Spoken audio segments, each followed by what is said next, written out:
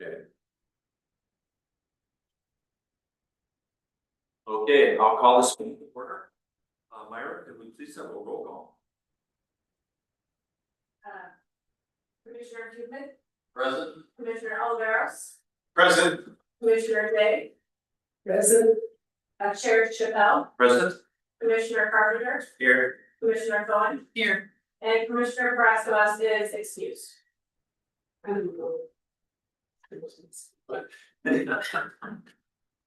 Everybody have a chance to review the minutes from the August 4th, 2025 meeting? I do have a question. Okay. I see planning commissioners present, Sally was a Jordan, Becky, Alex, and Patrick, but then commissioners absent, myself excused, and Jordan was absent. Was he here and absent? Oh, Jordan? Yeah. Jordan was absent. I'm sorry. He was, We both spots? yeah, Okay, I'll remove him Okay. from present. well, how did you do that? If anybody has any other comments, if not, I'll entertain a motion to accept the minutes. Remove we approve the minutes as. Second. All those in favor? Aye. Opposed, motion passes. Unanimous. Okay, visitor public comments, you folks are the Jasons, I bet. Yes. So your turn to speak will be coming up. Any other reports or presentations? The unfinished business, so let's go ahead and move on to new business. Public hearing, revision to mobile vending standards. This evening, the planning commission will hold a public hearing on legislative amendment LA-2025-05 to discuss revisions to the Independence mobile vending standards.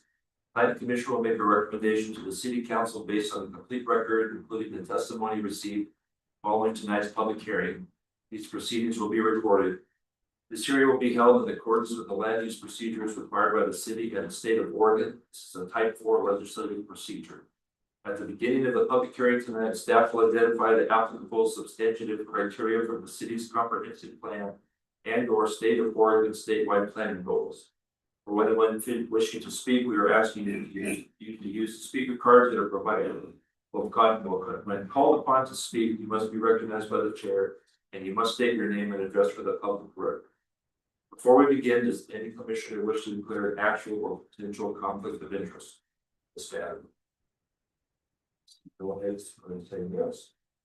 I will go ahead and open the chair or open the hearing. Public hearing LA 2025-05. Please state the time hearing opens. I'd say 7:04. And may we have a staff report, please, Fred? Yep, you betcha. So hi there, everybody. My name is Fred. I'm the city planner here at the City of Independence. And tonight we are having a public hearing on mobile vending standards, revisions to the mobile vending standards. Now, what the standards do, at least in part, we've had mobile vending standards. I mean, we did it when since I've been here, is we revised these things. I think that we must have had something beforehand, revised them. Sort of early in my time here at the City of Independence, and this would revise them in part to address what we see as some limitations with our current code. So among those limitations include the fact that when a mobile food vendor or a mobile vendor comes in and tries to start their business, they don't actually they're the ones that apply, even though and many times they're not actually the ones that own the property that they're trying to locate their mobile vending device on. And so because of that, we are working solely with them to permit their unit. So including things like installing any sort of water connections, wastewater connections, all that sort of stuff. So what this is primarily intended to do is make the process two separate permits. One, as it applies to a site and essentially preparing a site to accept a mobile vending device, and then the second would be actual permit to locate a mobile vending device on an approved site. We think that doing that will engage the property owners more on the first permit. And make the second permit, which is the mobile vendor, applying to locate on the site, a much simpler process. That's basically our goal. With this, also, we think that there's some things that just aren't quite clear within our current code. About how we address the things, so it would establish requirements related to what we're calling mobile vending pads and mobile vending pods. Mobile vending pods would be more than one mobile vendor on a site. And it would require then things like actual physical connections to the wastewater treatment system, the water system, that sort of stuff. If you're only locating one on a site, you could have on the unit gray water and water storage. We think specifying that will help us like actually get better designed home vending sites actually. Cause what we have seen is how our current process works. We get these permits one at a time. Individually, and so we look at one and then. A couple of months later, we'll get another one. It's like, wow, that would have been a good idea to look at both of those together to actually consider how the site works as a whole rather than each individual unit. So that's what we're trying to get to with the standards as they're written.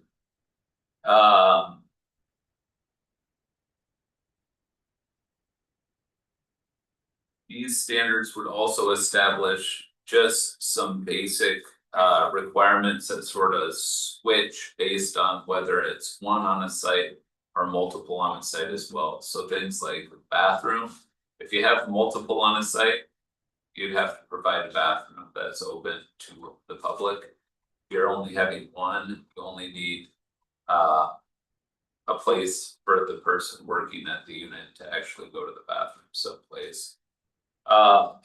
Also, the signage standards would switch a little based on that as well, whether it's a pod or a pad. Basically, that's what the standards are trying to do.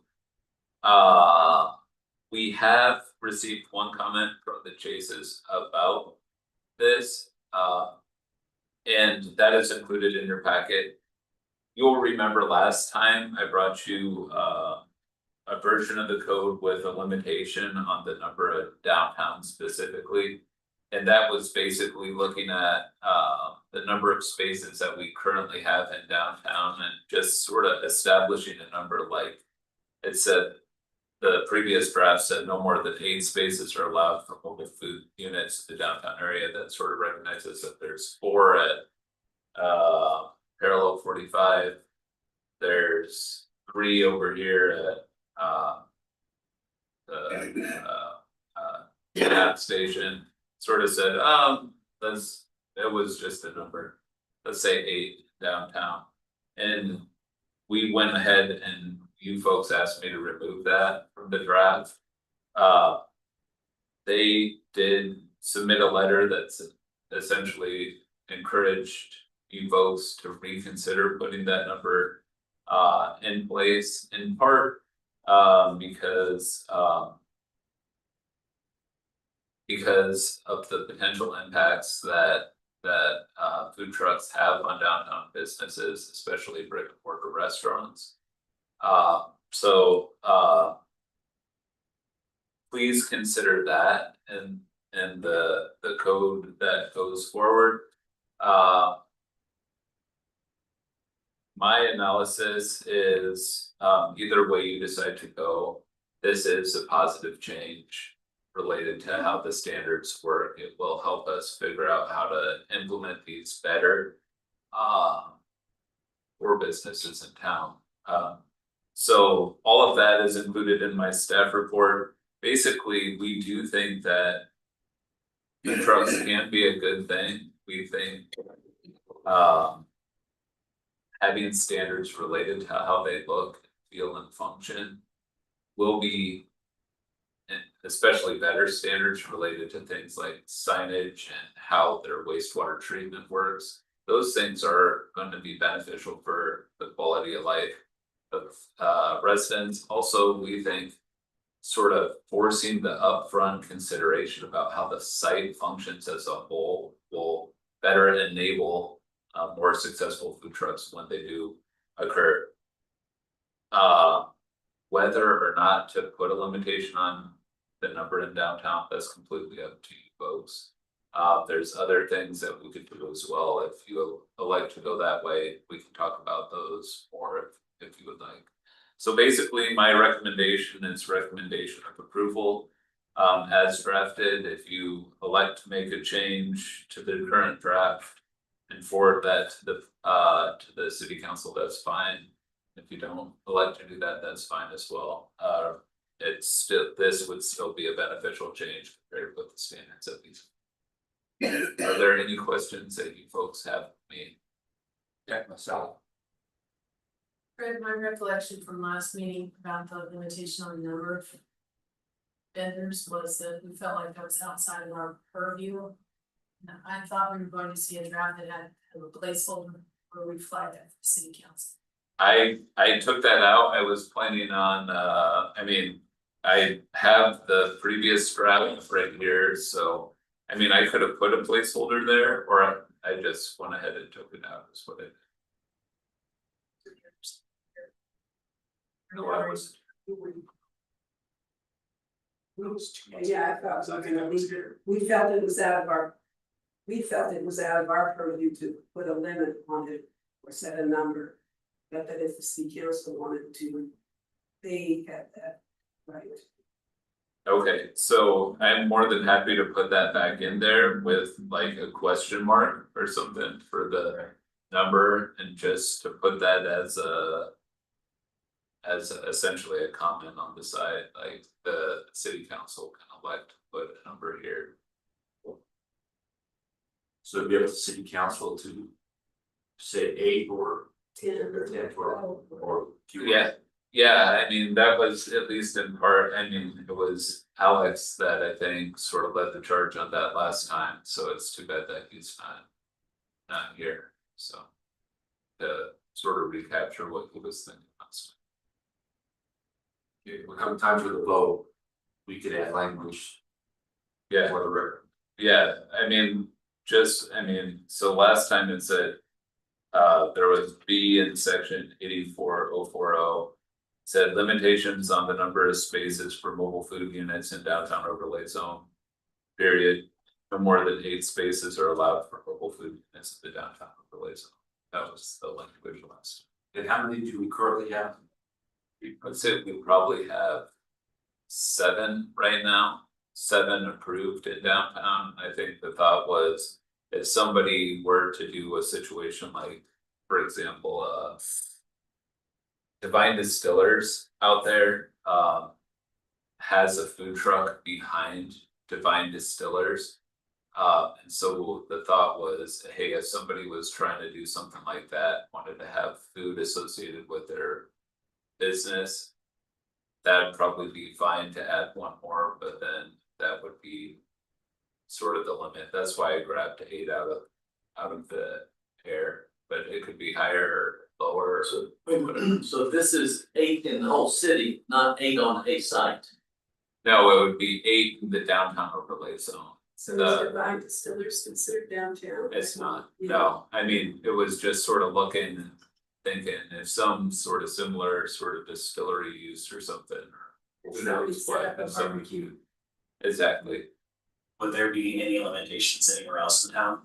No, the thought was that there wouldn't be a limitation elsewhere in town, specifically looking at places like out near Central Plaza. Where, and I mean, the comment of the chase is equally true out there. That food trucks do compete with brick and mortar restaurants out there as well. But in instances like the Central Tonnage Plan specifically said, hey, this would be a great place for a food truck pod, in part because it's so proximate to the high school. That we actually felt like that were good use out there, so. This was just a draft, this was. And I mean, this is where the. I mean. As a planner. One of my professors always said, we provide alternatives, we don't set policy. And so literally it could be, you could establish a number citywide, you could establish a number for a certain geography, right? Form use geography, right? And so what essentially I went ahead and did, the original draft was say, hey, we got this downtown overlay zone, that the problem seems primarily located in this area, so therefore let's apply a standard perhaps this zone. If we elected to do it elsewhere, we could do that as well too. We would just need to change the language of that downtown overlay zone. Any other questions for Fred? I've got just some clarifications, if you don't mind. Let's say that a site is developed and approved. Is it continuous? Let's say a site is worked out to be F4, just picking a number, spit it all. And then two of them don't make it, they go away. Does, maybe the other two also do, so now there's 0 on that site. So they wanna bring a new, food truck, vendor back in. Yeah. Is it continuous that it's okay, they just need the vendor needs the permit? Yeah, Okay. that's exactly correct. Okay. That's exactly correct. We would permit the location for the food truck, and in the process of permitting the location for the food truck, we would essentially establish how food trucks on that site would be anticipated to function. How they configure it. Right, I think it's a get great infrastructure improvement. right, how to configure, how they're supposed to connect, all that sort of stuff. Next question, Yeah. what would be required of existing sites? The existing sites, we have permitted each of those existing sites, I would say for the most part, and so there's one that has not been permitted upon being moved. And I mean, this is part of the problem with the current standards. The food truck got approved at a different location, got moved to a different location, and then it's like, okay, this is not how this is supposed to work. And they could point to an approval, but no, that's like, you're supposed to get approved at a location, and so like actually making it clear. This is the location, and then the food truck actually knows, okay, upon having this location, I can go in here and I know I'm supposed to connect to the water here. I'm supposed to connect to the wastewater treatment system here. And then I know the seating area is here, or I know I can put my sign here or whatever. That's what we're trying to get to. And we also think it will better enable us to work with property owners to then manage the sites that they have on their property. So we're working with a property owner to say, hey, your food trucks are no longer compliant with your approval, rather than having to go to each one and try and do that work. That's what we're trying to get to. So to clarify, then you wouldn't actually be dealing with the vendor in that case. You only be dealing with property owner, so the vendor who has the permit would be good no matter where they're located. I mean. No, because they're still gonna need a permit through us, the second permit, but it's gonna be a much simpler permit, essentially. They won't have to be in charge of setting up the wastewater and the. That, yeah, so for the first one. And the second one, I mean, let's look at the language, I get what you're saying, Sally, that's a good question, so, alright. So let's see.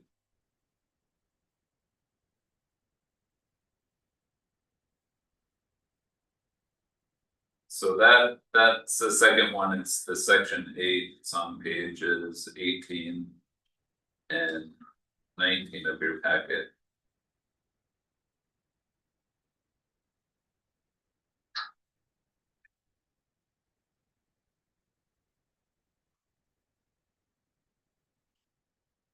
So yeah, I would anticipate that if they were trying to move their location, they would submit the material again.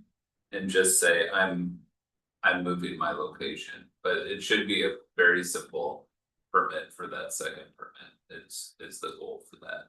In some ways, that's no different than brick and mortar store being in 101 and they wanna move to 106. You still have to get the permit. Yeah. To do that.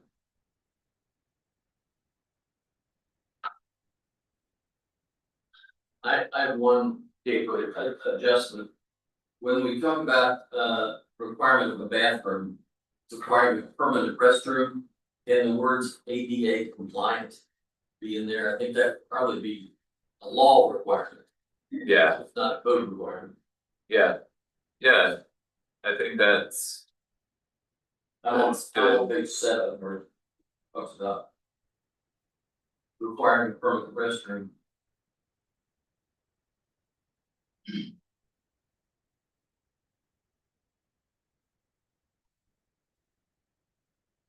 Page 7. There's 2 different. Oh, that's one is number- the typewritten The staff report page. staff report, page 4 of 6, then. Okay.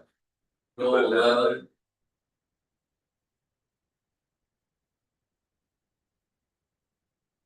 Yeah.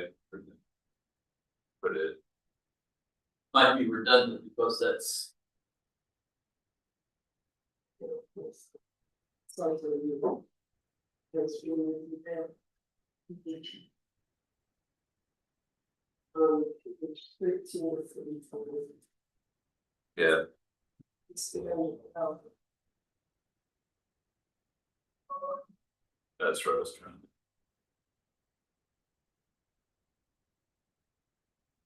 And would this restroom be allowed to be, my quotes here, controlled? So that it doesn't just become a comfort station for anybody in the community? Yeah, well, I would imagine that the property owner is gonna be the one responsible for the management of that. So like a parallel 45, yeah. Well, the two on the backside of the post office parking lot, and there's one on the west side. So it's public bathroom within parallel 45's storefront that. Like that. There, that's a, You know, Different business. and- I mean, that's a good point, because. I would doubt that that bathroom is open the whole time. Or, so if somebody were to go to the Bob Alaska tea cart, yeah, and use the restroom, they would have to go to the one on parallel 45. yeah, I mean, that's how it works. Right now, but you're exactly right that that might not be open the whole time, that those businesses are open. If you know what I'm saying, so a patron of one of those businesses might not be able to get into parallel 25. Yeah. Was it? Fred, I have a basic question, pardon my lack of knowledge of agreements or contracts between the mobile vendors and the property owners. Yeah. But currently, are they allowed to do like multi-year agreements with the property owners? And if so, the permit renewals is contingent upon the property owners duties to be compliant. Would that mean that no longer they would be able to do multi-year agreements? So right now, so how it works is a mobile vendor needs to re-up their permit through the county very regularly. I wanna say it's every 6 months. For the, like food? Yeah. Is annual, It's annual, yeah, and I think they might come out every 6 months. yes, do inspections, yes. Yeah, so the annual inspection, we would like to get more on the county's sort of annual inspection sort of approach or, so we're doing that. How we envision the location is not a renewable thing. We anticipate that once the location is permitted, it's basically permitted. Is how we would anticipate it. I don't know how they do the leases for the site once they're there.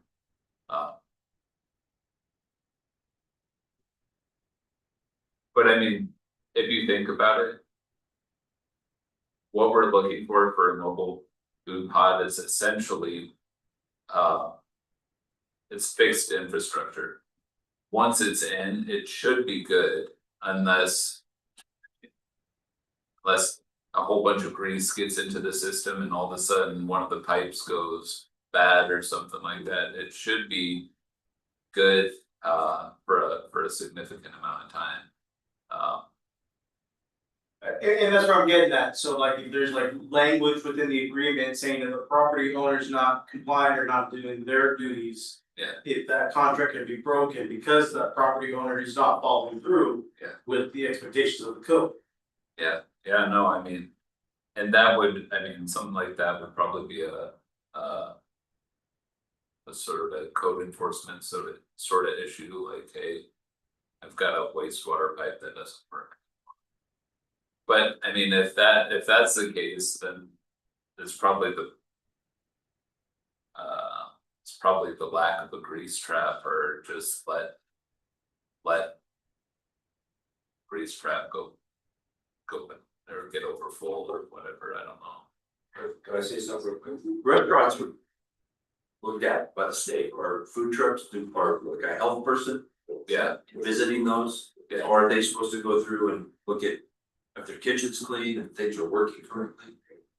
Yeah, well, there is a renewal that, or an inspection that they're supposed to go through, and I think it's every 6 months. Okay. Hey, Becky. I was just thinking about the grease trap because. There was a restaurant where I used to, that always was getting in trouble because they didn't clean that up. That would be the responsibility of the property owner, not the food truck. As we're looking at this, or. Yeah, so all of this is stuff that we look at right now, and so this is what we're trying. When we say we want to get a site, so we actually know, hey. Who's doing what where, and part of it is a grease trap. So if a property owner is able to put a grease trap to handle all of the units, then all of the units that go in don't need their own individual grease traps. If they don't do that though, then each of those units need a grease trap. So that's what we're hoping to actually get to the point of doing, where it's like, okay. We know this site needs grease traps for every unit. We go out there, we look, okay, we can see the grease trap. Or we can see some sort of approach to handle wastewater. Right now, we have some sites too, we had one site that. They said, oh yeah, we'll pump our wastewater. We'll pump our gray water, then they didn't, they dumped the gray water on the site. Right, so, we want to get to a point where it's like, okay.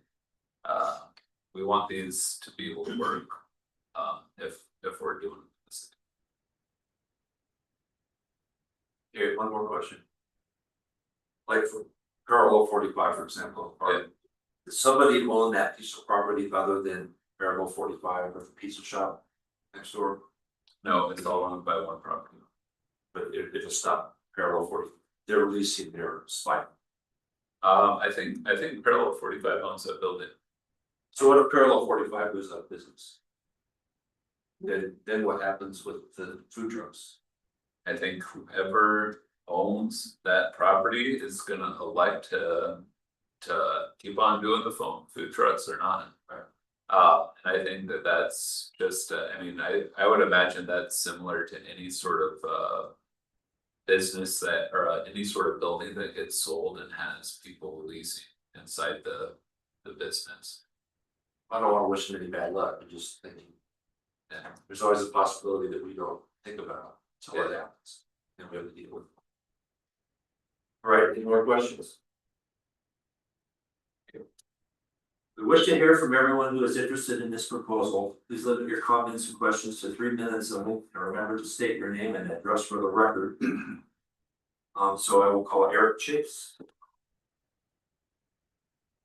So Eric Chase, 20515 Independence Highway. So we're from the Golden Hop Saloon. So we brought this up about a little over a year ago, last April, just to kind of have some sort of guidelines, because we feel like there's not guidelines on food trucks, and if we put too many, I mean, I've talked a lot with business owners in town, Mitch over there, you know, like Gilgamesh. Just all of us, like, if you put too many, then you might as well just make a trailer park, and the rest of us are gonna close our doors, because we just can't make it, but we also employ 15 to 20 employees compared to others that are single operation that could be from out of town. So for us, it's just not having some sort of number. You put too many, and you really are gonna close businesses down. And I think we want downtown businesses as far as food places. We already struggle all of us do. There's not one of us downtown. We want people to come, but if they're taking, you know, there's 5 trucks and there's $500, whatever you wanna say for the night, well, some of us need that each night just to pay our employees that we have. I mean, it's not no one's making it big downtown right now, I tell you right now. So it's like, just a guideline, that's all we were looking at, where if you had 8, if that's the number, one moves out, one gets to go in there. So everybody still gets their opportunity to have choices too, but we're not too many. But if you put a big pot in, 8, and we're closing our doors, and we're not gonna be the only one. So for us, that's all we kind of want, some sort of guideline. We really would like to have a number. Right now, it's not, so. And the grease trap thing, I mean, we're required, of course, by the law, and they are too. If they're not, then we're just setting aside, they don't have to follow the same rules. So we gotta do it, we gotta have ours cleaned, we pay $400 or $500 to get it cleaned every 6 months. Others may not be doing that, which means that stuff's going into our water, the community and stuff, so they should have the same guidelines as the rest of us on some of those aspects. So. Yeah. If you were to set a number, what would you suggest the number be? Just seeing as we have been spitballing a number, we don't really have a set one. Hearing from a business owner downtown would be interesting to hear what you're. When I was talking to Fred originally, I was like, they're already here, you wouldn't take anybody out, because they've already established maybe. So our thing was, they're here now, so if it was 7 or 8, whatever it is now, these are the spots, I mean, right now you drive in here to this dry tap station, what is it, dry town or tap station, one of the two coming in town. And for a while, you got 2, it's not the most beautiful thing to come, here's Independence, Oregon, I get to come and see, you know, and some of them aren't the best looking food trucks either, so you come in and that's the first thing you see when you come into Independence, Oregon, is food trucks. And that's just not what I would think this community we want, you know, we want something where you got nice businesses and stuff, we have a nice looking downtown, and we keep it that way. So for me, it's more what was here, and that way you're not kicking anybody out. You're just one of those leaves, someone can fill their spot, as long as they go through the permit process and stuff like that. So. Thank you. Any other questions? I just had one, I have not found that it's cheaper to buy food at food trucks. And if I go out to dinner, I like to sit down and eat and have someone serve me. And bring me my water and clean up afterwards. I mean, if I'm getting an ice cream cone with the kids or something, that's one thing, but. Especially once it starts to rain here, you don't really wanna be outside eating. So I would think that. Even if people come down to the food trucks, they're gonna see what other businesses are around and go, oh yeah, maybe we should come there for dinner next time. Yeah. So it may bring more people down who see what's going on in terms of. You know, brick and mortar stores. Yes, and I feel they're there now. We just don't need more for that. I mean, you bring 20 and yeah, you're gonna, more people come down, but the rest of us aren't gonna be there, so. Any other questions? Thank you, Eric. Alright, thanks. Commissioners have more questions? Fred? Oh, I was just gonna say, you know, I don't know how to work, property owner, multiple vendors, but like. To give an example, I know in South Salem, like they even have some clauses within some of the food carts. That there's not much of a competing cuisine. Like you can't have multiple vendors of the same type of, you know, cuisine. So I don't know if that would be something that I mean, promotes the diversity of the cuisine within the mobile vendor. Devices. Yeah, so I mean, I think regulating some of that stuff gets a little difficult, and I mean, at a certain point, it's. To what degree would we want us hinder competition? So if somebody's selling a bad type of food. And they're the only one that's selling that type of food, and somebody sees a business opportunity, they're like, man, I could make a better taco than that guy. You know, to what, I mean, don't we want a better taco?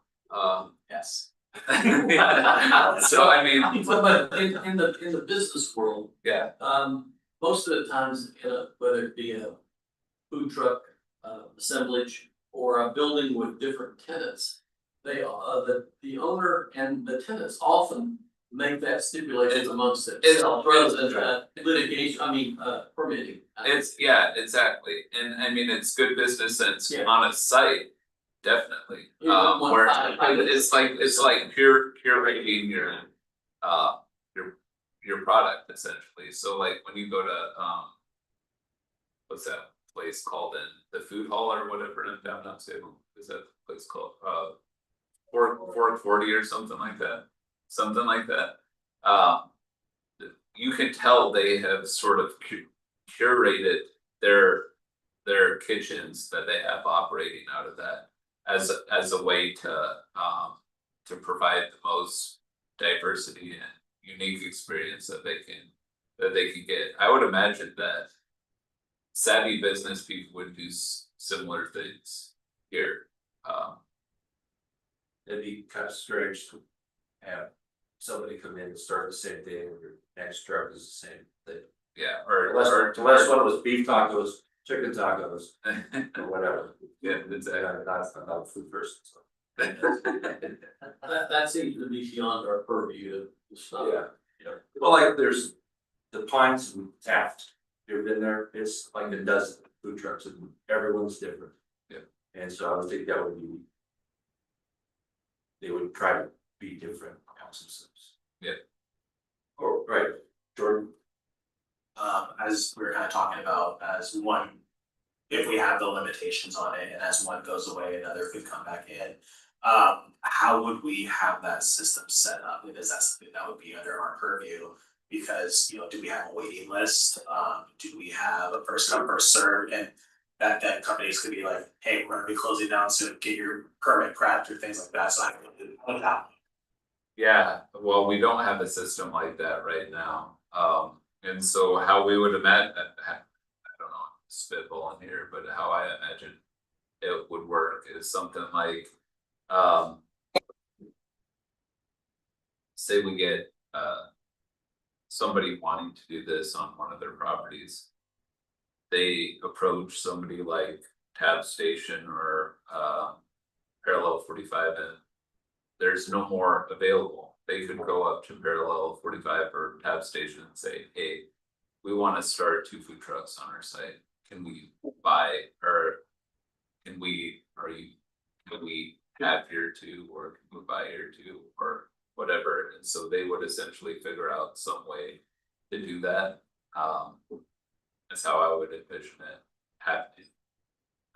We wouldn't be involved with that other than seeing that yeah, they've agreed to this, we get it in writing, then go from there. The other thing crosses my mind here, what about somebody, private homeowner, putting a food truck on the property? It's not allowed in the zone, Corby. I didn't read that in there. Yeah, no, so it's right at the start of it, so it's A 84040A on page 2. Cause I don't think the Greek truck monolith is there. Right. Yep, you're exactly right. That's definitely out of our purview. But no, we did get a question of somebody, hey, can I start a food truck on my site? I looked at it, it was a residential zone. Like, no, I mean, it might work there, but you're a residential zone. Okay. Corby, could I make a recommendation? Last time we talked about quantity, you took it out. Mhm. If we put it in as a recommendation, having received information from business owners downtown, it would be up to the council to say 8, 7, 6, 10, whatever the number is, but for us to give a recommendation. In other words, you've got a business owner who said, how many do we have now? The number is 7, maybe the number is 7, maybe it's 8, but to give them some guidance, that's all. Rather than starting with a blank sheet of paper, sometimes that's difficult. Just a thought, we could make a recommendation. That's why I asked Fred when I was making the motion. Whoever gets to make the motion tonight, will state that.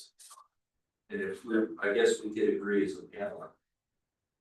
8, we Fred figure out 8, because I wasn't here at that meeting. Our discussion last time was that we didn't feel like this commission had the right to set. Set that. I agree, that's why I made it a recommendation to Well, the, I don't know, we didn't even say it was a recommendation, we wanted the council to decide if they wanted to do that. If we.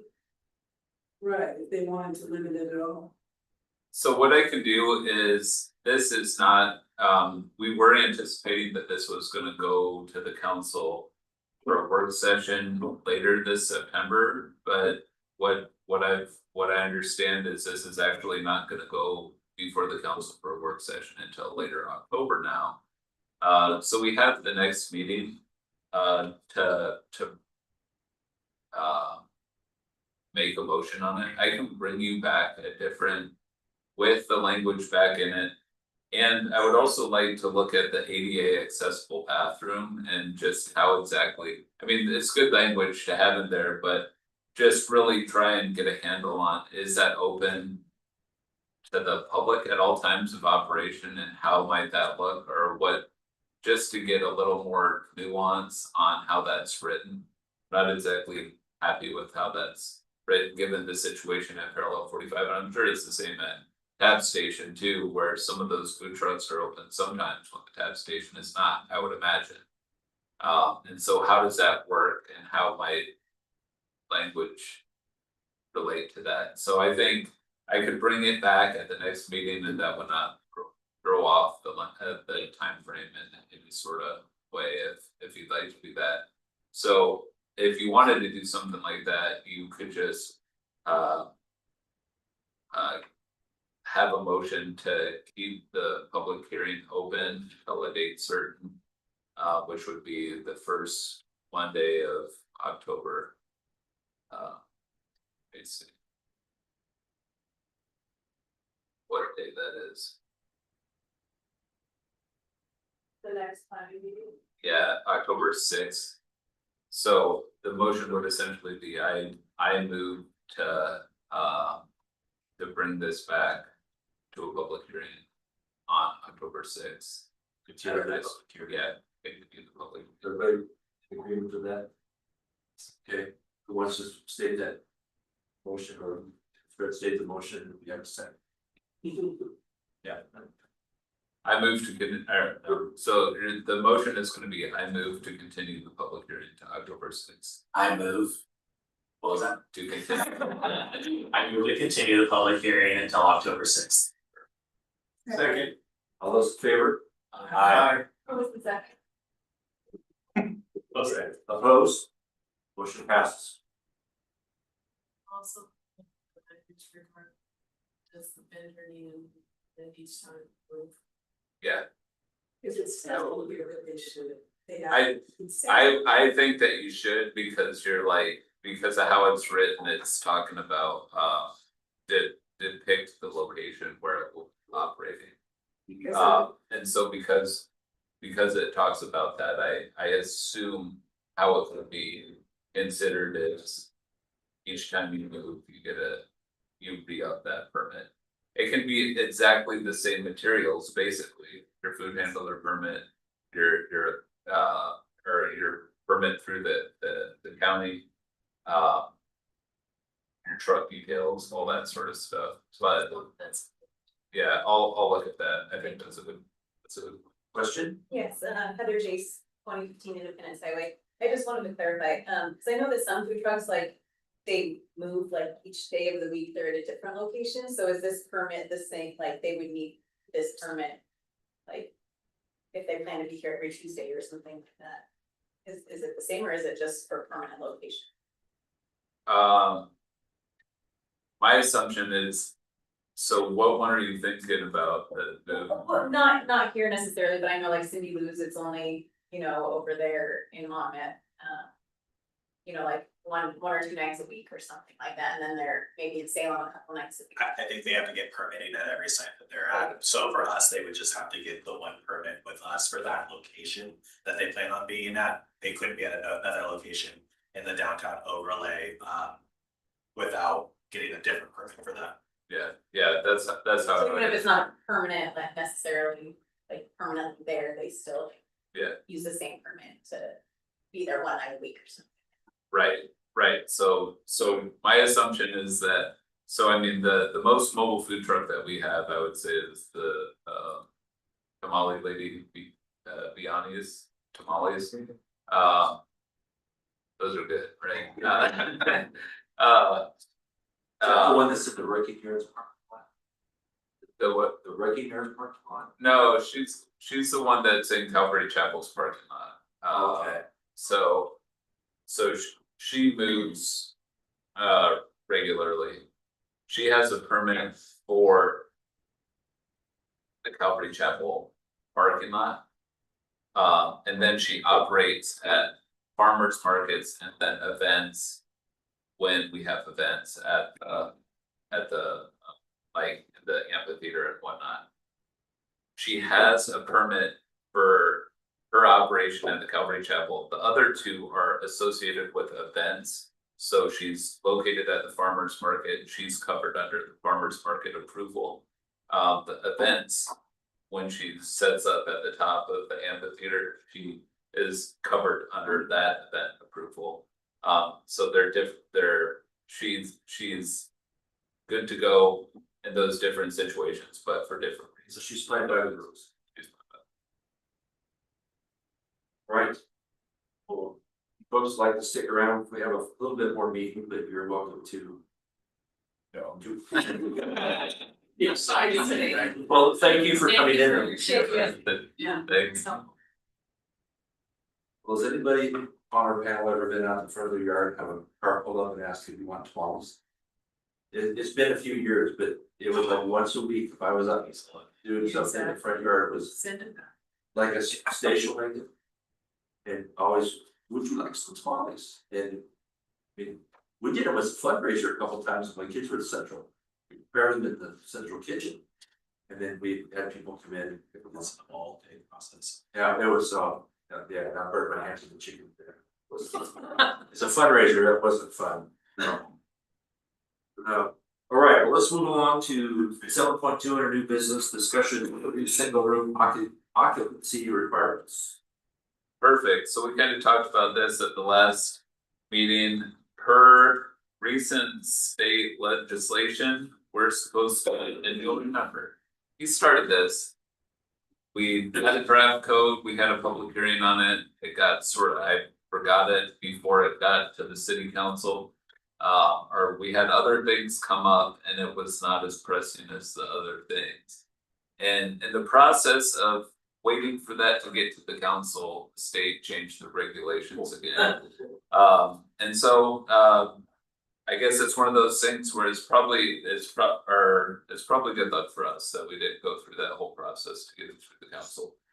What we're doing with this is essentially we have all sorts of things that look a lot like single room occupancies in various ways.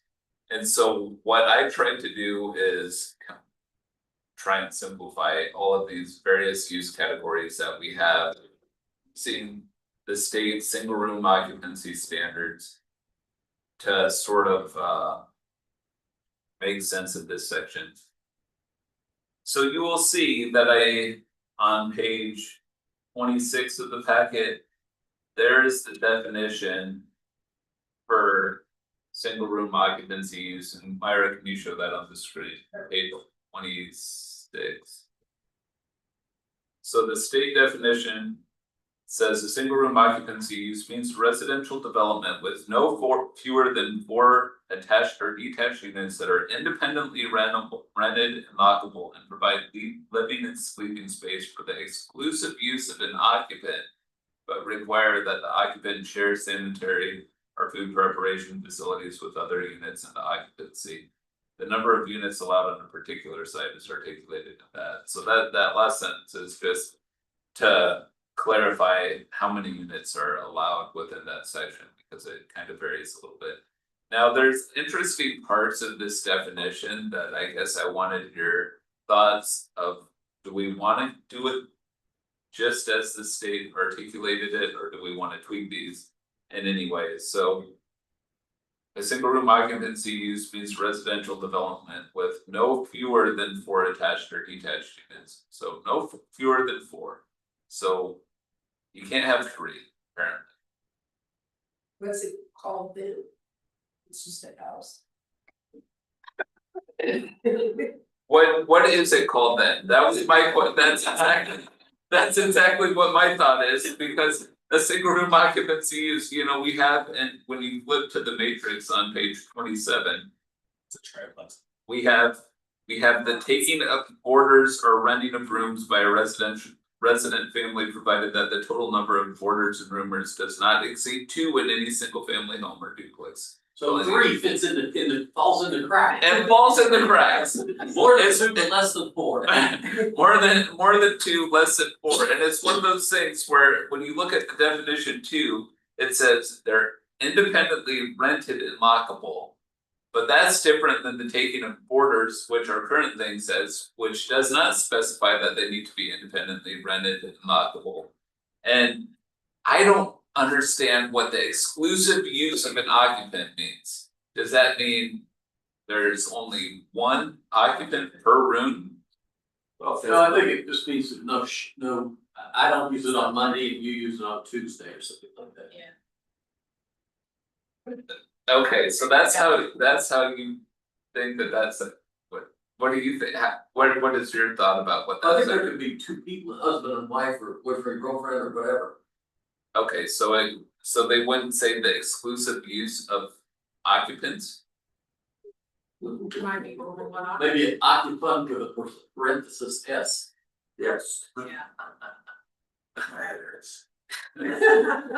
But this is literally the state definition, and it's like, okay, if we take this and then we say a single room occupancy use, and we here's my dilemma, if we say, okay, a single occupancy room occupancy, it can be less than 4, then do we even need the taking of orders and renting of rooms from the matrix that we have? Or do we keep that because there's somehow a benefit to being independently rented and lockable? Or do we assume that every room that somebody takes is independently rented and lockable if you're a boarder? If I was Not necessary. Yeah. I'm not certain on that because I have buddies who live with me and their room didn't have a lock on it, so. Does that independently lock, but the house locks? Did they pay? Was Did they pay rent? Yeah, Was it 3? So you're in that gray area? yeah, I'm in the gray area, it's 3 of us. It was, So I won't. I would recommend you stay with the state definition and take anything out of the matrix that doesn't seem to fit that. take anything out just altogether, so currently we have the taking of orders or renting of rooms. And I will tell you, there is no way that I've seen anybody say, hey, I'm taking a porter. Can I do it in my house? No one has said it because it's just sort of a thing that happens. I mean, there's people that live together for various reasons. Didn't even think I needed to. Exactly, just delete it. It's your place, why would you have to have permission? Right, so okay, so you're saying we should get rid of that whole taking of orders or renting of rooms altogether. And then just use the the single room occupancy use, subject to the requirements. Yeah. So, okay, I'm gonna go back to what if somebody wants a 3-room single occupancy use? If you take out the words no fewer than 4 attached to detached units, as you highlighted. Wouldn't that kind of be okay? They could do it at 1. This is the That's the state state word. definition, we This can't is the just state delete word. Yeah. So you- Right. so you But it would- something new. But it would be more flexible than the state definition. Yes. You So is what's being suggested is not fully adopting the state's definition, but adapting the state's definition. No, it would be essentially having the state's definition, but having a more permissible. Words aren't words. I want it to be more permissible, but words are words. But So what's the whole point of this? That's what I was just gonna Yeah. ask. Why do we have to have a definition for this? so why do we need a definition? Because as you said, people don't come to the city and say, I'm gonna rent out the 3 extra bedrooms in my house. Nobody comes and says that to you. Right, So does this apply to like the place down there on Monmouth Street that was gonna be a hotel that is now not, we don't know what it's gonna be? Oh, that white little. Yeah, no, because each of those have their own kitchen. own space. So I mean, Oh, I but think this is- that what this is gonna. I think what the state envisions this applying to is somebody building a new one of these specifically. And so they don't want us to be able to say. Or to treat it in a way different than a single family home. How they're trying to do it is they're trying to make a single room occupancy use, which used to be fairly common. Housing type, more of a common housing type. I think this is probably developed around universities or colleges. Where they're not quite transients, but they're only there for 9 or 12 months, so. That's what I suspect, my son had this situation when he was in college. I know those from college. You rent a room and you share the common room. Yeah, and we have all sorts of things within this code that are similar in nature. To that, so we have a quad or a quint. That's very similar to it. We also have a rooming house, we have a boarding house as well. So, this definition doesn't apply. Like Carol, I have a friend whose father just went into a home care situation. So this woman runs a home where 4 or 5 people live, and she makes the meals and she's a nurse and gives them their medication and stuff. So this doesn't fit this definition because she does they don't do. But she rents out space. Yeah, so we do have, Yeah, that's what I guess it would be. we do have residential homes and residential facilities, and so those are state defined sort of housing arrangements for seniors. There's one right across the street from. I mean, I don't know if Western Oregon had something similar, but I know at Oregon State, they had co-ops. Where you would have like on the second floor, you would have like a closet space. But then everybody slept in one big room, a bunch of bunk beds. My son did that, Avery Lodge, his first year at work. Yeah, so that was university. Right, university housing. would be either a dormitory, a fraternity, sorority, or student house. So that's a different sort of approach, and you'll see that I pulled all of these definitions here because I'm trying to understand what is what, so we can understand what we're doing here. I'm more than happy to use the current definition of single room occupancy use. I mean, I didn't mean to push back about the 3, but I mean, the 3 just seems weird to me.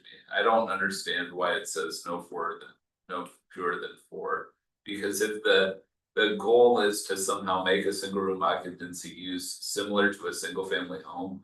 I don't get why there would be a restriction on how small they can be. Right?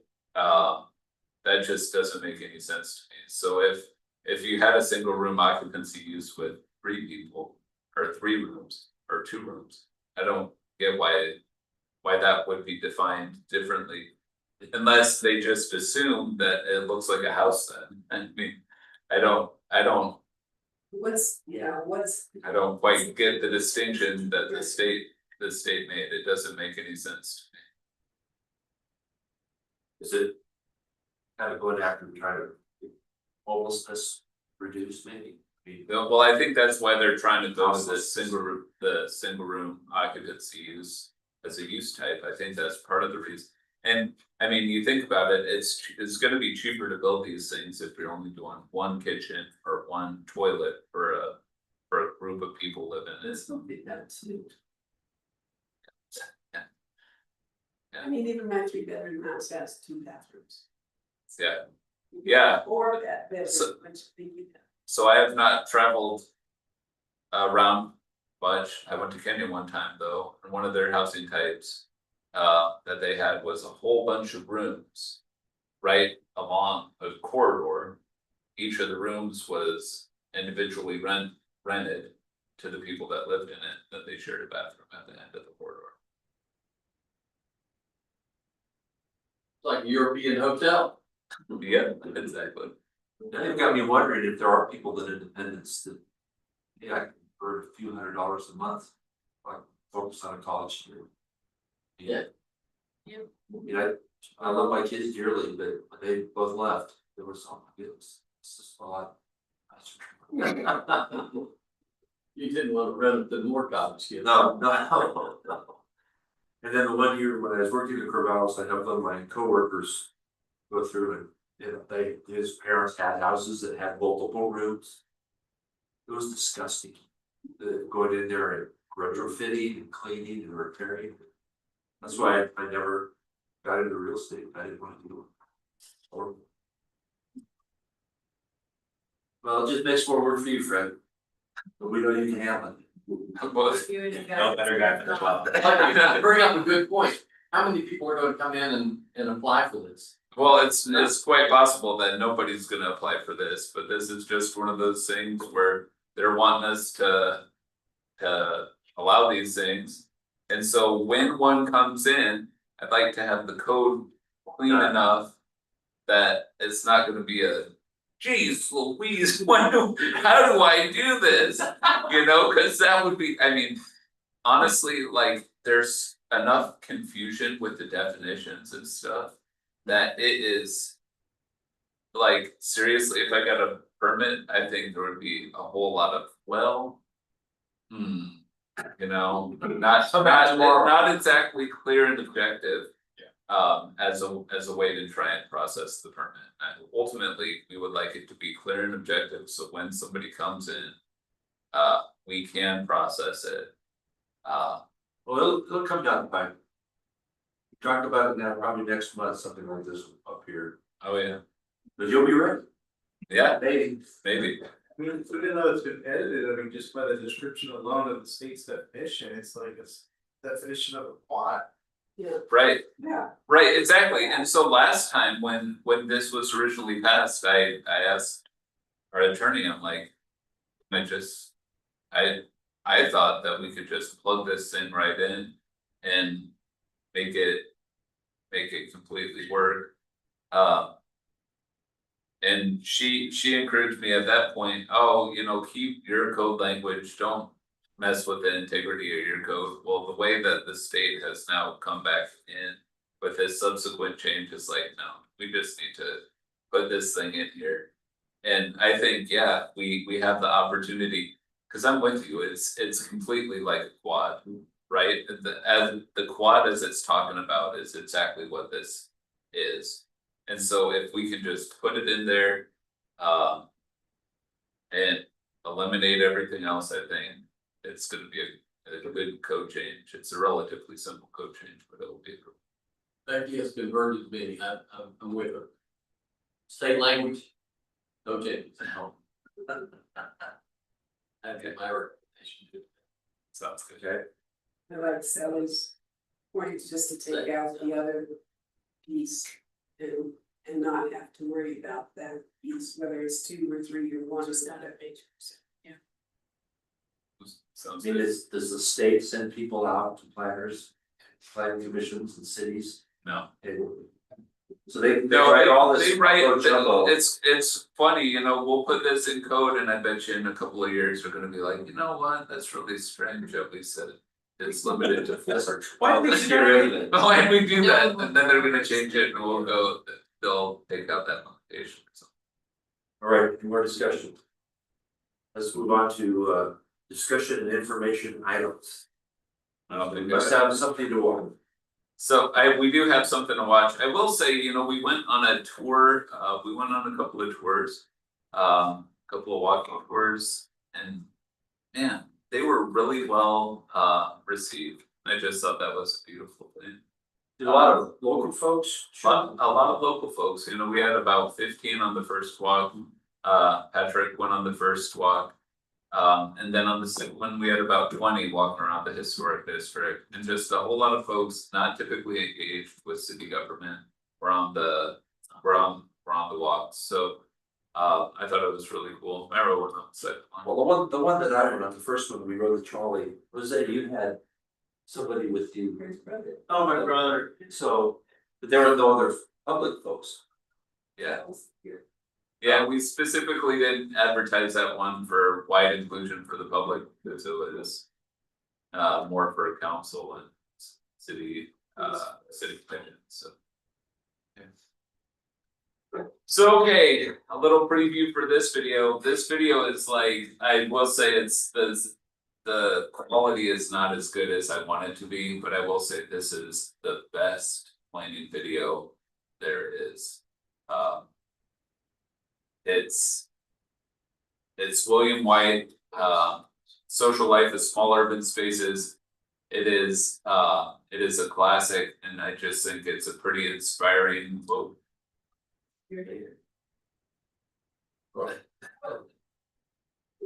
It's a pretty inspiring little video, so, okay, so let's go into that. I think I'm leave it now. Yeah, alright, so The plaza of the Sebring Building in New York, late morning. With a time-lapse camera, we were testing a hypothesis. The sun, we were pretty sure, would be the chief factor in determining where people would sit or not sit. Now, just after 12, they begin to sit. Right where the sun is. I was enormously pleased. What a perfectly splendid correlation. It was quite misleading, as we would see later, but it was a very encouraging way to start. We were studying the Seagram Plaza because it was one of the most popular. Many people didn't think that it would be, but it was, and we wanted to find out why. Our research group, the Street Life Project, had been observing other kinds of city spaces. One was a block of 101st Street in East Harlem. We didn't know it at the time, but almost every factor that later we were to find was important for a city space, we could have found out right here. The clues were right under our noses.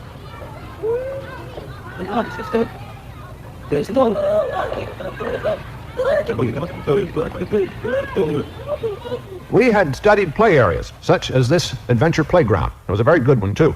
Wonderfully messy, lots of dirt and mud and the water that kids love so much. Sometimes it was crowded, and this was a problem that we were very interested in because we had started out with a great concern over the problem of urban overcrowding. But the more we studied this play area and other play areas, the more we began to realize that the great problem of these spaces is not overuse, but underuse. Even this playground, a very good one, on a day like now, which is a beautiful day in July, sometimes is almost completely empty except for the play director. When we looked at the center of the city, we found underuse was even more apparent. Most office building plazas were empty most of the time, even at lunch on a beautiful day. Now, it wasn't meant to be that way. The city had been giving bonuses, floor space bonuses, to builders for providing plazas. If the builders did, they could add more floor to their building. And so they did. They built the extra floors and got all that extra money, and in return, they gave these empty spaces. In other cities, whether through the bonus provision or not, builders seem to come up with the same kind of dreary, empty spaces.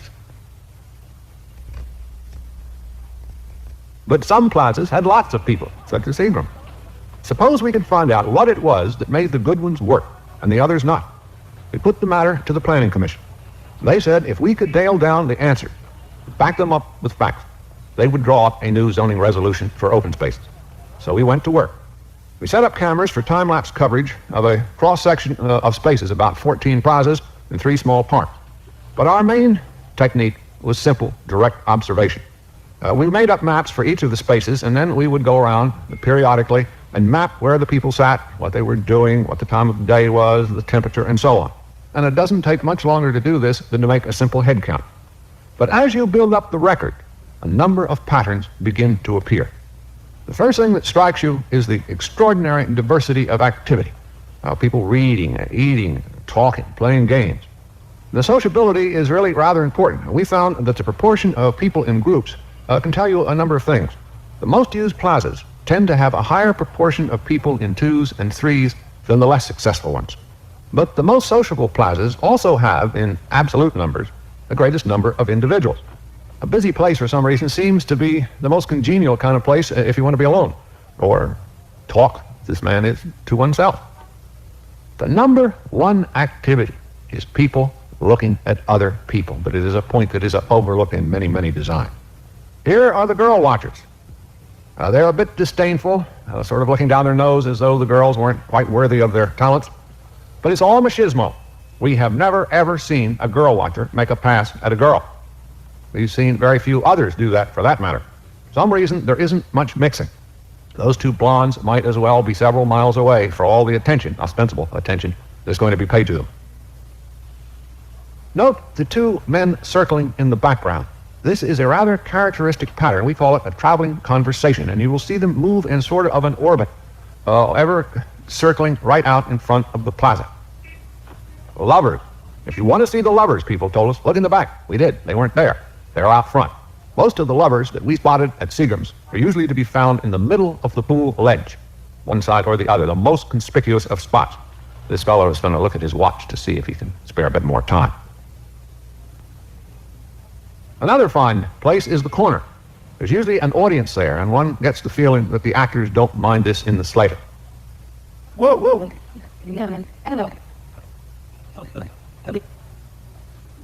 Let's look now at some of the physical features and how they affect use. Notice the narrow strip between the pool and the ledge. The architects purposely made it narrow. They didn't want people to be tempted to use the ledge and perhaps fall off. They didn't make it quite narrow enough. One can negotiate it. A little bit of trouble for older people, which it tends to filter out. But younger people find it a definite challenge. The ledge has become one of the most popular of spots and attracts a rather raffish element. At peak times, the front ledge is the most heavily used, especially by younger people who tend to the front. These elegantly simple steps are a very important feature. They're low and they're easy. They're easy to go up and down. They're also easy to sit on, and the corner has a right angle that's fine for groups. But there is a problem. The corners of the steps are precisely where the main flow of people to and from the buildings can be found. Yet this is where people like to stand and to sit and to block the traffic. There are usually a few feet here and there for passage, and though sometimes it does get a little difficult, and you have to pick your way very carefully. But it's a friendly kind of congestion, and later things do clear up a bit. Now we come to another junction, the street corner. It has a social life of its own, and as we saw a little bit earlier with those 2 orbiting executives, it connects with the life of the plaza. The corner is a great place for impromptu conferences, and especially so around about 2 o'clock when the lunch groups break up.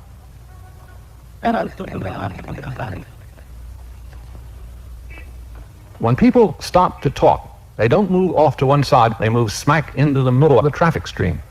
This corner in front of the City Court building has a very high frequency of such meetings, and the number 1 spot for them is the geographic center. Another favored spot is the front of the steps leading to the subway, and even at rush hour. A third is at the corner, directly athwart the north-south pedestrian flow. And these heavy flows, of course, are a reason why chance encounters are such a high probability here. Why there's so many hellos and goodbyes, and particularly protracted goodbyes. There's another kind of activity we call people just standing there, alone. Life swirls about, and they let it all pass by. They just stand there. Back to Seagram. When we plotted the off-peak use, we found that over the long haul, this rear space is the most favored. It's the best of both worlds. You can see the show up front, you're not cut off from it at all. But under those trees, you feel protected. It's a little like being under the awning of a cafe.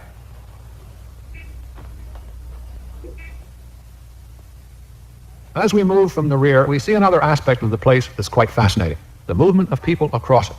Choreography is wonderful, and choreography really is the right word. The way people move, circle, stop, speed up, the colors they wear. There's a beauty that they must often sense themselves. You see none of this in architectural photographs, usually quite empty of people. But visually, this movement is the ultimate test of a design. And there's a lot of skill here. We track people on scores of crossing patterns with a digital timer, and never do they collide. A tiny hand signal, a brief retard, a tenth of a second. The timing is absolutely superlative. Think of the computers, the radar it would take to make their equivalent. Now, what's not taking place? People don't often stop to talk in the middle of a large space. They like to find places, steps, edges, flagpole. Here's a map of a week's activity. The red squares are where people stop to talk, 51 instances in all. Only a few were in the center. We come to the question, why do some plazas work and others not? We rank 15 plazas by the average number of people sitting. They're running somewhere from around 170 down to about, a handful, 20 or 30. Now, most of these plazas are comparable in size. Why then the difference? Was it the amount of open space? No, if anything, there's a reverse correlation. What about sittable space? Now, here we get a bit closer, and had we ranked these in terms of qualitative sitting, we would have a much clearer relationship. We check many other things, elevation, male-female ratio, spaces, and so on, charts in stupefying succession. But as we put them all together, one major finding began to shine through, and I'll now share it with you. This might not strike you as an intellectual bombshell, but this simple lesson is one that very few cities have ever heeded. They're tough places to sit in. And what's most aggravating are the number of plazas that would be excellent for sitting if only they weren't so high, or wet, or had fussy little railings placed to get you right in the small of the back. Here, another 2 inches and you'd be comfortable. Shrubbery and canted ledges, very useful for keeping people off. But we found that people are very adaptable. Press down on your heel and you can do it. Sometimes you got to play rough.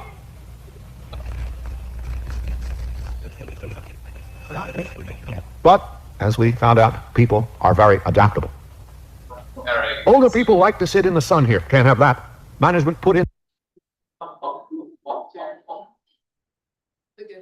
Isn't that a great video? That thing is just my favorite city planning video ever. Like when I was up in Thurston County, I invited all the planners over and we watched the whole thing. Just to our office, just so we could sit and watch it. One thing that I love about it, well, for one, William White was super funny, man. That guy is. I love that. He's a very good narrator, but I think too the level of detail that they took to actually film it, study it, and to see it, right? Because I mean, I think so often there's thoughts that we have about how a city functions or all this sort of stuff, and it's not based up on anything, right? In fact, if we went out and we looked, we might find something different. I just think, wow, they put in a ton of work to find out something as simple as people like to sit where there's places to sit. Yeah, yeah. I was thinking about that and it's like, you remember, I don't know if it started in the early 2000s or the 2010s. That a lot of cities started putting like bars against skateboarders. And so that, I think that really impacted the perception of where to sit. They're like, oh, you see a bar, oh, no, it's gonna be uncomfortable. Yeah. But like they took that, proactive measure is. Yeah. The response to like, oh, we're using. Yeah, reactionary. Or they put, in the middle of the bench, they put an armrest thing so people couldn't lay down. Right, exactly. Yeah. It does make it best. Yeah. There's all sort of, this keeps on going, it's fairly long. The quality of it's not the greatest. But it's like, I love this thing because there's so many really interesting insights that have really changed how people think about cities since that point. Like even things like, he filmed people like sitting in seats, and he says, you know, when a seat is movable, people will go up and they might move a seat like 2 inches. And then they'll sit down, right? They're just perceptibly, there's like no change in the position of the chair, but because of our uniqueness, our individuality, we'll go up to a chair that's just sitting there and we'll tweak it about. Like, so, and he's got just a whole bunch of videos of people doing that like over and over again. It's like, wow, that is so interesting, you know? Exercising control of your environment. That's exactly right, it's exactly right, and just, you know, so many simple things too, like people like being near water and where it sounds nice, and you know, with trees and just basic ideas, like really like, yeah, people like to be humans and enjoy the space that they're in. Yeah, imagine that, and so it's just it's a great documentary. I was trying to find something else, and I got back to this, I rewatched that part of it again, I'm like, you know what, this is just so good. This was actually gonna be the first video I was planning on showing you guys when starting to show videos was this one, just cause I think it's a gem. It was good. Alright, any more discussions or entertain a motion for adjournment? Move we adjourn. All those in favor? Aye. All opposed? We are adjourned. Thank you, everyone. Yeah, that'd be great.